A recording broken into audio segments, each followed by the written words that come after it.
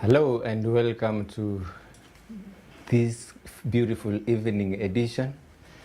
Tuko na Bwana VTT. How have you been, sir? I'm very well. It's been a good Sunday. So far, so good. And of course, I've always said this. It's like a ritual now. When it's Sunday, we know very well it's time for us to have uplifting conversations on Word Cafe. And here we are, one more time. How do you say good evening in a foreign language? Any? Which foreign language do you want us to start with? It can be any. It can be any. Francais. No, you have some foreign languages. Kidogo. Which one was that? French? Yeah. French or something? Yeah. I think I should take tutorials on some of these foreign languages. Or you want me to use my vernacular? So hakuna foreign language unaweza ambia watu good evening. I can only use my vernacular. Kama bwakire ama bwairire. Sasa. Very well. Yes. How was your week? The week has been well. It has been a good week. We thank God. We are safe and sound. The projects we are working on are moving on well, and we want to give all the blessings and all the thanks to God who enables us to be alive. We don't take it for granted. In other words, inyeshe mvua isinyeshe, tupo. Tulisema last week kama dawa. Kama dawa. Yes. So today we switch our minds to being resilient. The spirit of resilience. Neno hilo tukiliweka kwa Kiswahili, lina Kiswahili ama halina? Nadhani lina Kiswahili kwamba resilience kwa mbali ni ukakamavu ama ukakamavu. Ukakamavu. Unajua kwa Kiswahili na kuaminia sana. And ladies and gentlemen, we are live. Word Cafe, listen, learn and lean. And I think the 3 L's say it all. Once you're able to listen, you're able to learn and apply what you're learning, then you'll be able to live. And today, the spirit of resilience as our topic of discussion. When this word resilience is mentioned, what comes to your mind? Thank you. Very, very, very profound question. When resilience is mentioned, what comes to my mind is some mental toughness. Some mental toughness in this regard. Nothing will ground you. That's what comes to my mind. Right. The ability to hold on, the ability to persevere is what comes to my mind. Okay. Yes. Is resilience and resistance the same thing? No, I doubt if they are the same. Resistance ni kukataa kitu. When you are resisting, you are refusing something. You don't want something to happen, or you are not accepting something. So that is resistance. You are resisting something. Yes. But resilience, you are having that mental toughness to overcome, especially a situation that is difficult. Kama una resist ama kama una resist. Ukiresist umekataa kitu. Umekataa. Like you want to drag me into something that I don't want. I'll resist. I'll tell you I don't want. But resilience is totally different. It's actually a personality trait. Yes. A personality trait that actually considered in psychology to heal, the personality trait that heals all wounds and changes a bad situation into a glorious situation. You're a man of faith. The biblical representation of resilience will be that ability of building or creating, turning ashes to beauty. Asante. What will make you turn the ashes to beauty is the resilience. Yes. Leo nimeona kwenye matatu moja imeandikwa hapa nyuma, fear is the reaction. But courage is a decision. Wow. Wow. Fear is a reaction, courage is a decision. It was written at the back of that. Yes, unfortunately at the back. The driver can't see it, the conductor can't see it, not even the The passengers. pedestrians can see it though. Maybe. Yes. Ikipita barabarani. Yes. Na inakuwa imeweka message tayari. So, Yes. in a situation where you have to apply resilience, in fact, before we go to that question, can you take us through maybe step by step to understand how does resilience work? What does it mean to be resilient? What is resilience? Very well, thank you, Brother Fred. As I had mentioned earlier, resilience is a personality trait that is considered to be one of the a proof. You know, like when people wear bulletproof, Yes. so that bullets don't go through them. Yes. When you have resilience, it Yes. will be your proof against adversity. Okay. Remember, in our lives, there must be adversity. Even the good book says, in our lives we will have many troubles. But then, take heart, take courage, be strong, be resilient, and with the grace of God, you will overcome all those challenges. I don't want to be a preacher here, but that ability, that mental toughness, that ability to bounce back amidst challenges. And it's good we are having this conversation. We are still in the pandemic season. It's not over. It's not yet but over. we can rightfully say things are easing up now. But take yourself back to March, mid-March. Let's say April. April, now very well, the thick of the pandemic. People are not going to work. We are in lockdown, literally. Businesses have been affected.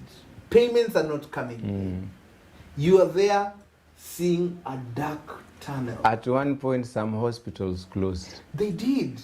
They did. Because also they feared for their lives. They feared for their lives. And just looking at personalities at that particular period, especially where the paycheck stopped coming and the bills are ever there. I mean, generally life as we knew it changed. Everything changed. Everything changed. So what enabled us to sail through that turmoil is none other than resilience.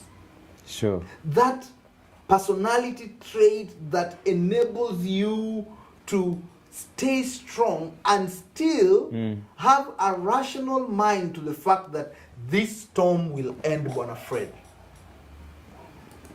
This storm will end. That though the weeping may endure in the night, but joy comes in the morning. Hapo handshake unakula. Hiyo unakula. naona huwa unasikiza pastor wako vizuri. Pastor na joy msikiza. comes in the morning.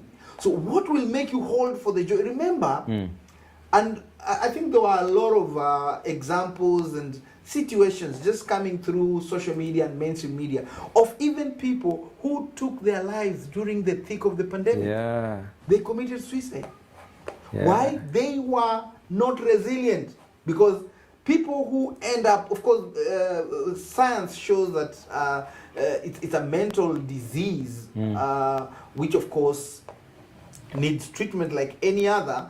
But in this context, I want to say that having resilience will see you through challenges. And the pandemic was a perfect example in the recent times. Yes. But even the pandemic aside, many of us have undergone low moments where you hit a rock bottom and you are seated maybe on the floor and you're asking God and you're asking yourself, what happened? How did I get myself in this mess? How did it come? How did it come? And you don't see yourself going, you just find yourself Down. arrived. You are down and you are feeling defeated and you're asking yourself, so what's next? That's the time the spirit of resilience knocks in. Of course, it is very individual.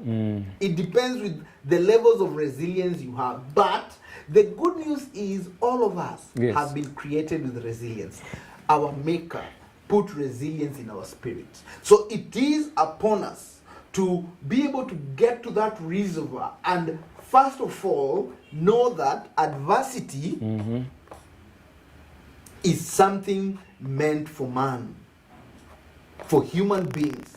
Okay. In our lives, we have to face our fair share of challenges. Okay. So once you accept that I'm in this situation, it begins with acceptance that this has happened, I'm in a mess, I'm in a murky situation, and I need to get myself out of it. Once you accept, your mind kicks in, because you are even telling your mind, I'm in this bad situation, and I don't want to continue being in this low moment, being in this low situation, being in this bad situation. As much as you might have contributed it to yourself, COVID, nobody contributed it. But there are situations we've gotten ourselves where perhaps even your wrong choices led you to that bad situation. But all is never lost, because resilience is still there. How you decide to pick yourself up is what will determine your level of resilience, one friend. Resilience is inbuilt. It's inbuilt. We are born with it. Factory settings. Factory settings, very well. It's a factory setting. It is there. But it is upon each individual to activate it during their desert moments, during their low periods. It is something that can be activated any moment you feel like there's no rain. Any moment. You will just switch it in. And as I have mentioned earlier, it starts by first accepting I'm in a bad situation. I'm in a situation that if I don't make some action to get myself out, this situation could potentially bring me down. Okay. Yes. So, when you're knocked down by life, that's the perfect opportunity for resilience to kick in. And that's when you'll know you are resilient, by the way. If you're not knocked down, you'll never utilize that muscle, that power that is inside every man and woman. It is on every man and woman. Every man. Awe wadini, asiwe wadini. Every human being on the face of this world has resilience. Yes. Ask yourself and look around. On many pathetic situations, unasikia mtu alizaliwa akatupwa na mama. Unfortunately, sometimes it happens in society. It happens. Kule kwenye taka hakufa, kijitoto kidogo akikukufa, kikakuja kikaokotwa, akapelekwa pengine kwa children's home ama foster home, na huyo mtoto akaja akakua. Nini ilimfanya pale kwenye taka asife? Na pengine amekaa pale masaa 24, masaa 40. There's an example I had, a baby was thrown for 48 hours. Na kaka survive. In fact, alilindwa na mbwa. A dog came and literally sheltered that kid so that it's not eaten by other cats and dogs that prowl that dump site. 48 hours without mother's milk, with masaa kijitoto cha siku. Hiyo ni 2 days. 2 days. Actually ni kama 4 days, manake kuna usiku na mchana, usiku na mchana. Hiyo ndio hiyo factory setting inakudhibitishia kwamba hata kwa kijito, immediately you come out of your mother's womb, resilience is already there. And like in this particular case, the kid grew. Of course, eventually alikuwa saved, akachukuliwa, akapelekwa kwa hii foster home, na akakuzwa, na akafollow. Lakini tukiangalia ile resilience yake ilionekana kwa yale masaa 48. So it is there from the time of birth. Resilience. Look at other examples. There are so many. Like, let me use some renowned people in our society. Yes. Somebody like Jaguar, the MP. I was listening to his story. He started living for himself as a teenager. By the age of 13, alikuwa anaishi kwa nyumba yake, anajitafutia kula. 13, most of us were teens in our homes. Literally everything is taken for us. And when I was listening to Jaguar's interview, the key thing that was just coming to my mind is this guy. He had already known hana wazazi wa kumshughulikia na maisha lazima aishi. Alikuwa yani kwa kichwa chake ilikuwa siwezi nikakata tamaa. I will do what it takes. Nitafagia, nitaokota taka, but I will survive. Today is a member of parliament, Starehe constituency. If you listen to his interview, resilience kept him going. Let me go globally. Yes. There was the time when the Nazis were killing the Jews. There's this story by one of the Nazis, the Jews that survived in the concentration camp by the Nazis, where every day people were being taken to the slaughter. But yeye alikuwa anajiambia, mimi nita survive.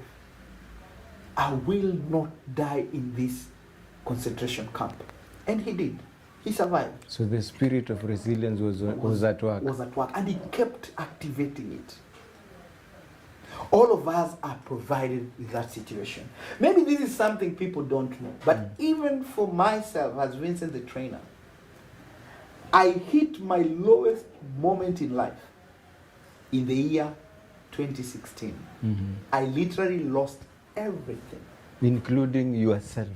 I didn't lose myself. That's the only thing that I didn't lose. But I lost things that I'd worked for the better part of my life. Right. Out of some bad choices. A story for another day, and I will share this. I had made some bad choices, and I dwindled from where I was, even from a work point, resources point, focus point, and I found myself at a rock bottom. I know you don't know this, but in 2016, I was homeless. It happens sometimes. I remember I had to stay with a friend for 3 months. I crashed in his house. God bless you. That friend, I will not mention you, but you know yourself. He sheltered me for 3 months. And I remember when I called him, he told me, come. He didn't ask me what has happened. I had reached a rock bottom. My entire world was dark. But I thank God I never lost myself. I knew I can bounce back. And I Resilience. did. Resilience. But those 3 months and the months after were some of the most reawakening moments that I ever had as Vincent the trainer. Okay. I realized in life you can lose everything, but don't accept to lose yourself. Because when you lose yourself, that's when people commit suicide, because they feel that life is done.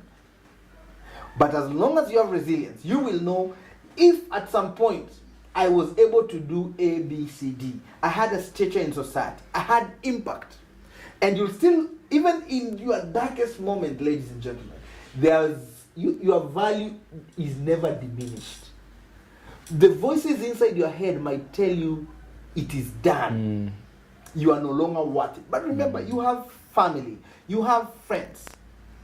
Even as much as at that time they might not feel like they are still friends, when you are, especially you have hit a rock bottom, but trust me, there's always that person who, you being alive, is orchestrated to help them have a good life as well. So, in every difficult situation, never make a permanent solution for a temporary problem. Because, like for myself, there were mistakes I had made, which I knew if I can correct them and tread on a new path, things will change. And indeed, that is the path I took. Okay. And things changed. So, all of us come to this life equipped with the resilience. So the resilience bit is inbuilt. Is inbuilt. But it takes a lot of effort. You see, we can sit in a live stream like this and maybe say you can always be resilient. But when your house is closed, like the COVID period, we know very well, people lost jobs. People couldn't be able to put up rents and even business premises. And life was bad. It still is. People are still recuperating and improving. But those of us who were able to hold on, that cloud had a silver lining. And every cloud always has a silver lining. It's for you to look at the silver lining and know giving up is not an option.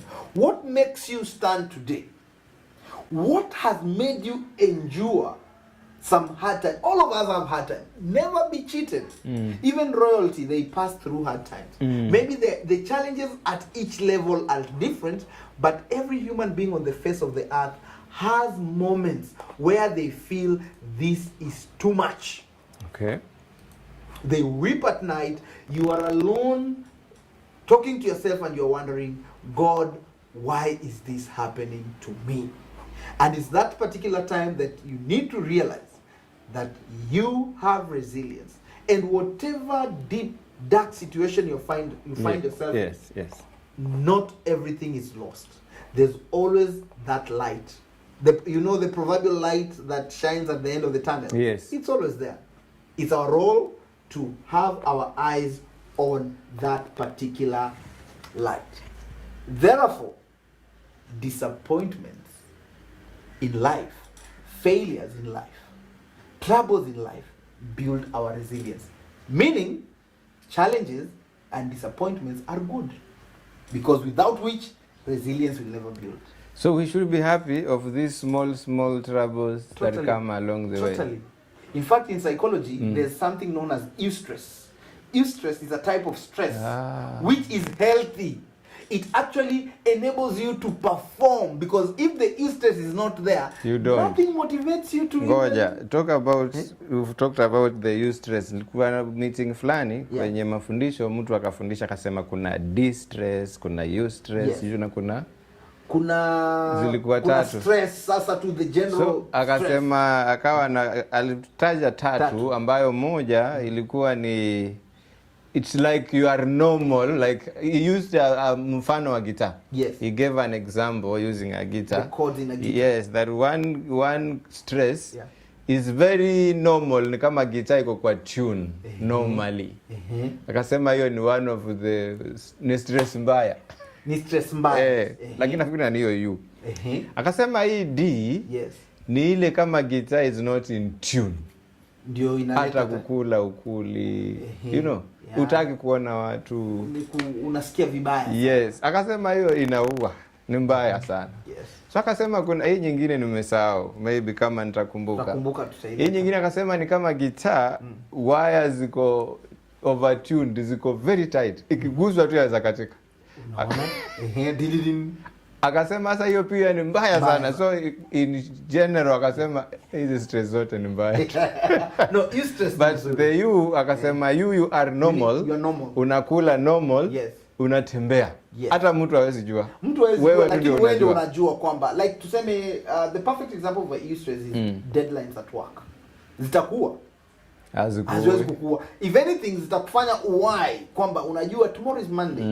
I am supposed to have written this email by maybe 8 nikuwe nimetuma hii email. Hizo ni eustress. Zitakuweka on your toes. Sawa. Yes. Na ya huyu boy child ambaye ameagiza mwenzake wakutane Jumapili ijayo. Yes. Pale Java. Na kitu akajaingia. Hiyo ni eustress. Hiyo ni eustress. You need to, because itakufanya ufikirie where will I get money to go and treat my debt. So it could potentially make you think very fast on how else could you get some money for that particular date. So eustress ni nzuri and we need it, it's healthy. Distress ndio ile inaleta haya matatizo ya kiakili, and sometimes it can bring mental disorder. That needs to be checked. And of course that is where now resilience kicks in. And as we have said, one of the key things that also enables us to overcome the challenges is the fact that in whatever situation, you need to look at the situation and accept it first. Remember I said acceptance is the first bit. So once you've accepted that disappointment is part of life, and people will disappoint. True. Once you know that people disappoint people, your mind changes to the fact that this is a human being. Anything can happen. Yeye ni binadamu, ana udhaifu. Then you can now look at, fine, let's take one of the areas which causes distress, especially for most adults. Umepoteza kazi ama biashara yako imeharibika. Meaning your source of livelihood imekatika. It's always a situation that leaves a lot of people with a lot of stress.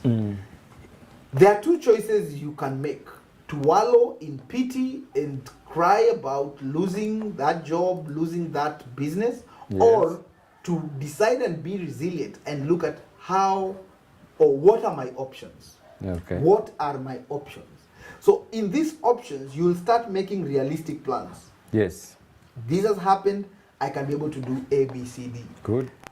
Getting back to even COVID, when it began, we were all in distress. Kila mtu. Majority of people, si kila mtu, kuna watu haikuwasumbua. Kuna wale haikuwasumbua. Hata kidogo. Naona. Yeah, hata kidogo. So tuwezi kusema kila mtu. Kuna watu wako vizuri. Kuna watu wana what we call generational wealth. They actually don't need to work for the rest of their life. But they were worried if this virus drops in. So their major worry was on the health side. Okay. And most of them were fortified. That's where we had this joke doing rounds, kwamba if you are wealthy, then you can quarantine yourself. Okay. But if you are somebody with challenges, you are actually in a lockdown. You're in a lockdown. That's where the difference between a lockdown and a quarantine came in. Hata kuna hustler like alikuwa quarantine. Wema wewe si hustler. Alikuwa lockdown. Oh. Anyway, that aside. So in any situation of pressure where there is distress, for resilience to work, accept and start looking at the situation with this question: what's next? Never ask yourself, why me? Because troubles are meant for man, not stones and trees. They are meant for us. So ask yourself, what next? Then make realistic plans, looking at the situation. As I said, when I was at my rock bottom, I knew that I couldn't even afford rent. So what did I do? I called one of my friends who allowed me to crash in his house. At least for the 3 months that he put me in, I was then able to ask myself, what's next? I need to get another house. I need to get more business. And those were now the plans I did. So during these 3 months when I was sheltered, at least I knew I have a roof over my head. So the next bit is to see now, how can I get maybe my business working? So your only trouble was to find money? Money. At least I was assured of a roof over my head and food. So at that point, what I needed was to get a livelihood. Because at that point, even all my streams of income had flat. Unaona ile ausi unasikia ile machine.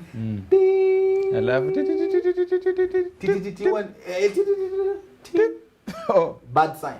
But when there is, activity is going. So of course I needed to get activity. I needed to look at how could I continue earning. So that is motivated by the question, what's next? Okay. So all of us, in every situation, we have to always ask ourselves, so this has happened, what's next for me? So in the spirit of resilience, if you were to activate it, number one, you need to accept. Accept, this has happened. You need to ask your question, what next? What's next? Then make realistic plans. plans. You just have to accept. You have to. If you don't accept, you will... Unasikia watu wanakufa na stress. Ama mtu anakuja paka anapigwa na stroke. I read an article on Twitter. Yes. About this guy who was married to a professor in the university. Professor ni walimu wa university. Yeah, walimu. Wanaitwaje kwa Kiswahili? Sima prof. Walimu wa university. Kwa Kiswahili sina uhakika, lakini kuna jina yao moja. Okay. Yes. So mkewe alikuwa mwalimu kwenye university. Ni mhariri ama mwalimu? Mhariri. Ama mhandisi. Mhariri. Mhandisi ni engineer. Oh. Mhariri wa chuo kikuu. Yes. But the husband had a business in town, so they lived for long and they stayed together for long. And a time came when the man took his own life. But what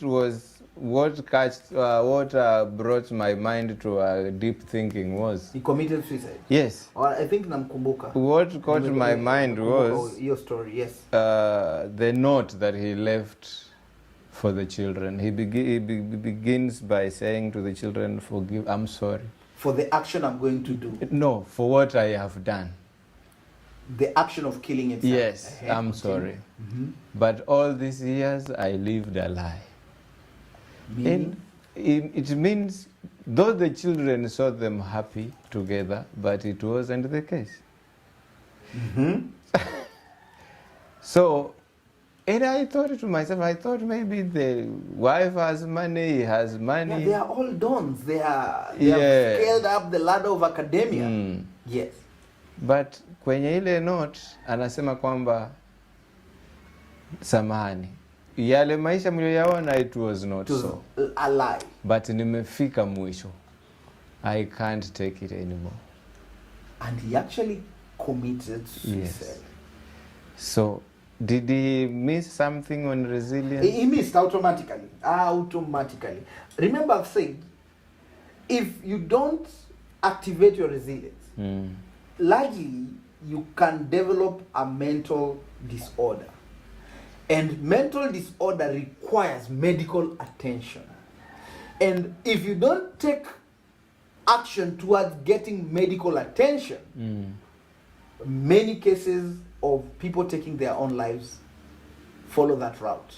Because then you will not have your mental faculty thinking right, even on the actions that you will take. So, having resilience is a really integral part in always ensuring that you will rise above whatever storm that will come in your life. So when you activate your resilience well, yes, it means whatever happens, you will rise again. You will rise, you will rise, you will always thrive. If anything, you will thrive through. You will thrive. Why? Because this one will ensure that even amidst harshest of situations, you will be calm. I was listening to this story by some Indian lady who got an accident and her backbone broke. So she had to live the rest of her life on a wheelchair. That did not make her hate life. If anything, she actually became a speaker and started doing conferences, telling people that though I'm on a wheelchair, I'm still productive. I'm still valuable. And you know, those are characteristics that will come from resilience. Most of us know Nick Vujicic, this Australian guy with no limbs at all. Of course, at some point in his life, he also wanted to take away his own life, but he survived. And from there, he realized there's a purpose for me to be alive.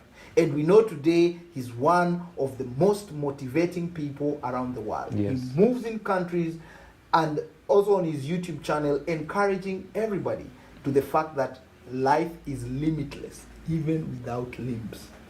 Look at some of these situations. And we know too well of the fact that there are people in worse situations than ourselves who have risen above their conditions. Yep. So, in essence, what this means is we can always rise. But that rising and being calm under pressure will be advised by how resilient are we. How you can look at this situation and tell yourself, fine, maybe even somebody has died in your family, a dear person. But being able to accept that that was the time. And you know, even the faith in God helps us with the resilience, because we'll be able to know there's a season for everything. This season is that of pain. Pain doesn't last forever. Pain doesn't last forever.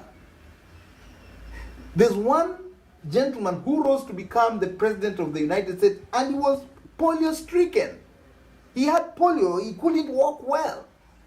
But that did not diminish his ambition of becoming the president of the most powerful country in the world. I was watching his documentary, I was like, this guy was polio stricken?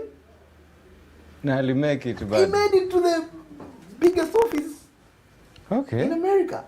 So, even in our own situations, I'm very sure you look around your neighborhood, in your church, in your workspace, in your village, you know of a worse situation that somebody was in but did not allow themselves to be brought down by it. They overcame it. So, we need to always put that activation on resilience. Let's remain calm even under pressure. Let us be optimistic. Kwamba kesho itakuwa sawa. Kesho itakuwa sawa. Na tukitumia muktadha ya COVID-19, kweli hapo April, May, June, July, August tumekaa mpaka tumezoea. September, kama ungekata tamaa April, tungefika September, tunakaribia Oktoba sasa. Kweli. Na mambo yanaenda yakifunguka. And again, we can look back at our own lives. I'm very sure, Bwana Fred, you look back at your own life, there are situations where you never knew you will survive. Did you survive? I survived. Mwona ile umesema at one point ulikosa pa kuishi ama you were homeless. Yes. Nimepitia hapo, it's no joke. It's no joke, it's hard. Like day one, not one day, yes, day one. Day one. I know why you're saying that. Day one. Yes. Now, the sun is setting. You have to enter somewhere. Now, how do you begin, especially kama ulikuwa umezoea kwako? Ndio hiyo. You were used to your life, you had a home, a place you called home. Now you endelea. So by the time the sun is gone, darkness is coming in and calling very loudly. Very loudly. And maybe you didn't have anything to eat. So there are so many voices talking to you like, umenisahau mazee sijakula. You need to be somewhere. Hujaoga kutoka jana. Yeah?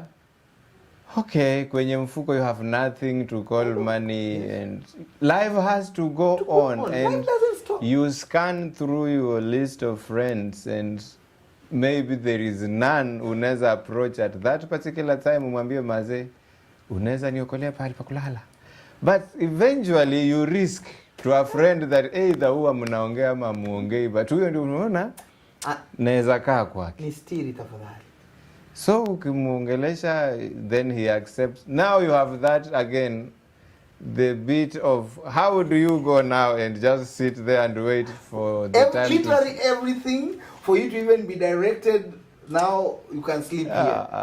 I know it is hard. I was there. I know. Like you have your mind now becomes small and smaller, and you just wait for it to roll. Yes. Number one, you've not accepted that sina kwangu, but at that particular time. Yes. You are still in denial. Yes. All the contacts you know that can send you M-Pesa, hata hakuna hizo namba kwa simu zimepotea. You scroll down your phone. Almost every number you know hapa kutatolewa reason. Okay? So, eventually, you have to sleep. Yes. Maybe with something you've eaten or not, but you have to sleep. There is another day coming. Day. The sun will not refuse to rise because you're in problems. It will still rise and darkness will still come. So, one day goes. Now you're still optimistic that kesho Mungu akipenda hapa sirudi. Another day goes. 1 week, one month, 2 months. For me it went for 3 months. But finally a silver lining. Unafika mahali unaona mazee kama ni kurudi pale afadhali hapana, but you have no choice, you will still go back. Let me just maybe highlight this now that you've brought it up. I remember at some point during that time when I was living with a friend, I'd visited another friend and they didn't know that I no longer have a home. So I stayed at their place, we even took supper, and they accepted to escort me and actually take me to my house. They had a car, they wanted to drop me to my house. So I had to give them a reason. Actually, I just fabricated something that, no, I'm not going straight to my house. There's a few things I still want to do, then I go. They even offered, okay, we will take you, do those things, and then we'll take you home. I had to tell them, no. I mean, because deep down I knew I don't want them to know that I no longer have that home. And actually, that's exactly what I did. In fact, for those 3 months, only the person I was staying with knew I didn't have a home. Even my own family, they never knew. I came to tell them later that for these 3 months, I was in the gallows. So when the storm is over is when you... That's when I got the courage to share. Because I knew if I would have told them, they would be really worried, and they would, probably, of course, I was in a bad place. And they would tell me, come back to Shags. And I didn't want that. Anyway, it takes resilience. Just like you became resilient and you bet the odds. And this doesn't mean troubles will disappear. I said this before, I will repeat it. Our life is a series of challenges. And that's what makes our creativeness, our life juices to flow. Because with every challenge, as you overcome it, the resilience builds even more. The resilience builds even more. Yes. And you tend to develop a thick skin knowing that in every situation, there's always a way out. And that's how God intended it to be. There's always a way out.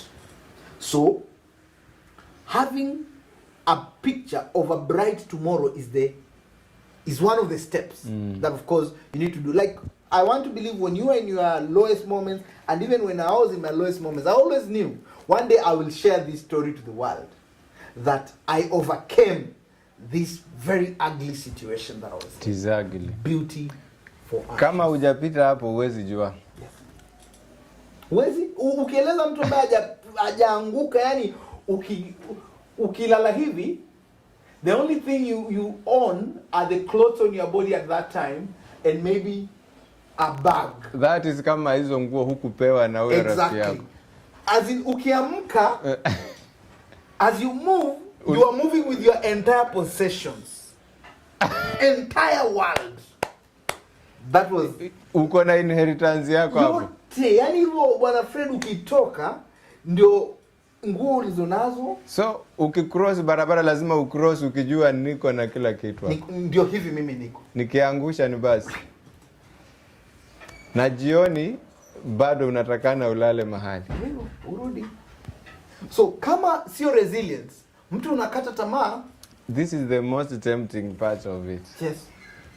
When now unajulikana kama VTT. And you know, I was already in the consultancy business, by the way.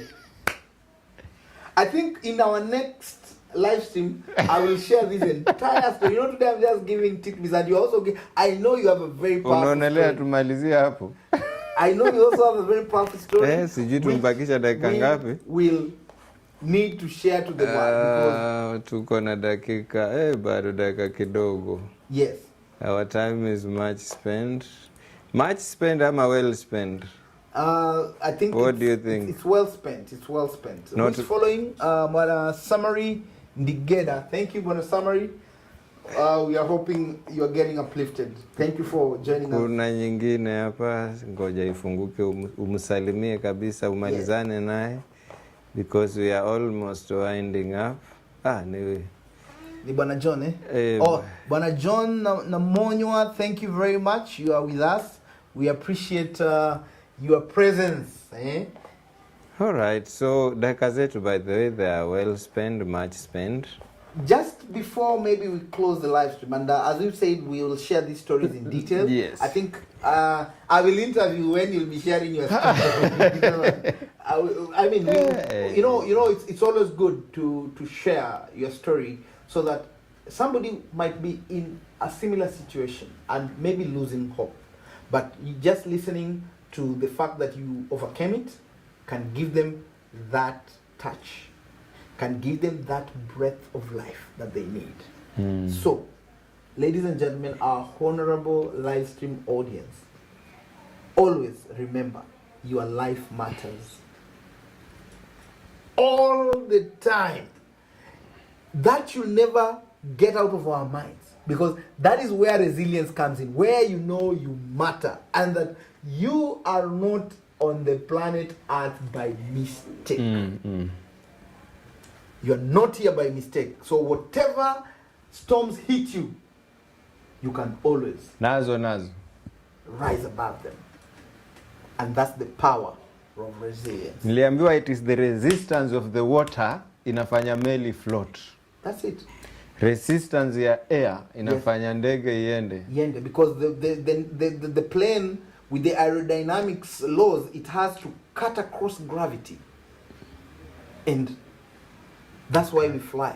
So for you to build up your resilience spirit, you have to accept. You have to accept, and you have to know disappointment is part of life, and it's a good thing to be disappointed, because that's when resilience checks in.